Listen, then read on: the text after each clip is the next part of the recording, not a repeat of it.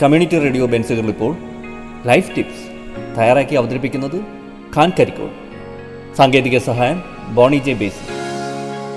Life ടിപ്സിലേക്ക് ഏവർക്കും സ്വാഗതം. ഞാൻ ഖാൻ കരിക്കോൾ. പരീക്ഷാ കാലയളവിൽ ഒഴിവാക്കേണ്ട കാര്യങ്ങളെക്കുറിച്ചാണ് ഇന്ന് സംസാരിക്കുന്നത്. പരീക്ഷ അടുത്തെത്തി. കുട്ടികൾ ഏവരും പരീക്ഷയുടെ ചൂടിലാണ്.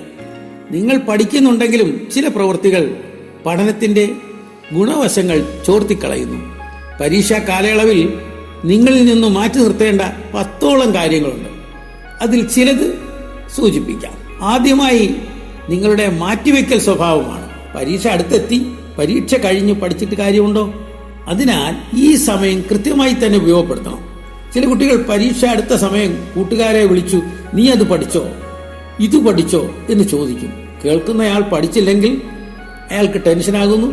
ടെൻഷൻ വഴി പഠിക്കാനുള്ള മൂഡ് തന്നെ നഷ്ടപ്പെടുന്നു. അതിനാൽ അത്തരം ചോദ്യങ്ങൾ ഉണ്ടാകരുത്, അല്ലെങ്കിൽ അത് ചെവിക്കൊള്ളാതെ ഇരിക്കുക. ഓരോ വ്യക്തിയുടെയും താല്പര്യവും പഠന രീതിയും ലക്ഷ്യവും വ്യത്യസ്തമാകാം. മറ്റുള്ളവരെ വെച്ച് സ്വയം താരതമ്യം ചെയ്യൽ നിർത്തണം. തുടർച്ചയായ പഠനം വേണ്ട. പഠനം തുടങ്ങുമ്പോഴുള്ള കാര്യക്ഷമത 45 മിനിറ്റ് കഴിയുമ്പോൾ കുറഞ്ഞു വരും. അതിനാൽ 1 മണിക്കൂർ കഴിയുമ്പോൾ 5 മിനിറ്റ് വിശ്രമിക്കണം. ഊർജ്ജസ്വലമായ ശരീരത്തിലെ തലച്ചോർ കാര്യക്ഷമമാകൂ എന്ന കാര്യവും മറക്കണ്ട. 10ാം ക്ലാസ് പരീക്ഷയ്ക്ക് 95% വിജയം ഉണ്ടാകുന്നുണ്ട്. അതിനാൽ കഷ്ടപ്പെട്ട് പഠിക്കേണ്ടതില്ല എന്നൊക്കെ ചിലർക്ക് തോന്നാം. വെറുതെ പരീക്ഷ പാസ്സായിട്ട് കാര്യമുണ്ടോ? പരമാവധി മാർക്ക് ലഭിക്കണ്ടേ? അതിനല്ലേ ശ്രമിക്കേണ്ടത്. വെറുതെ വായിച്ചാലും പോരാ, മനസ്സിൽ ഉൾക്കൊള്ളാൻ വേണ്ടി തന്നെ പഠിക്കണം. വീട്ടിൽ വരുന്ന ബന്ധുക്കളോടും ദുബായിലുള്ള അമ്മാവനോടുമെല്ലാം നല്ല റിസൾട്ട് കിട്ടാൻ വേണ്ടി പ്രാർത്ഥിക്കാൻ പറയുന്ന കുട്ടികളും അമ്മമാരുമുണ്ട്. അവരോട് പ്രാർത്ഥിക്കാൻ പറയണോ? നിങ്ങൾക്ക് വേണ്ടി നിങ്ങളല്ലേ പ്രാർത്ഥിക്കേണ്ടത്? പ്രാർത്ഥനയ്ക്ക് ഗുണം കിട്ടണമെങ്കിൽ പഠിച്ച ശേഷം അതിൻ്റെ ഗുണഫലം തരണമേ എന്ന് നിങ്ങൾ തന്നെ പ്രാർത്ഥിക്കണം.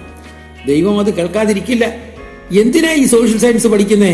തീയതിയും യുദ്ധങ്ങളുടെയും പേരുമൊക്കെ പഠിക്കാൻ എനിക്ക് വയ്യ. ഈ തൊല്ല എനിക്ക് പറ്റില്ല. ഞാൻ സയൻസാണ് +1 എടുക്കാൻ പോകുന്നത്. പിന്നെ ഈ ചരിത്രം എഴുതിയവരെയും പഠിപ്പിച്ച സാറിനെയും ഒക്കെ ശപിച്ചുകൊണ്ടിരിക്കുന്നവരാണ് ചിലർ. 10ാം ക്ലാസ് പരീക്ഷയ്ക്ക് സോഷ്യൽ സയൻസ് പഠിച്ചേ കഴിയൂ എന്നറിയണം.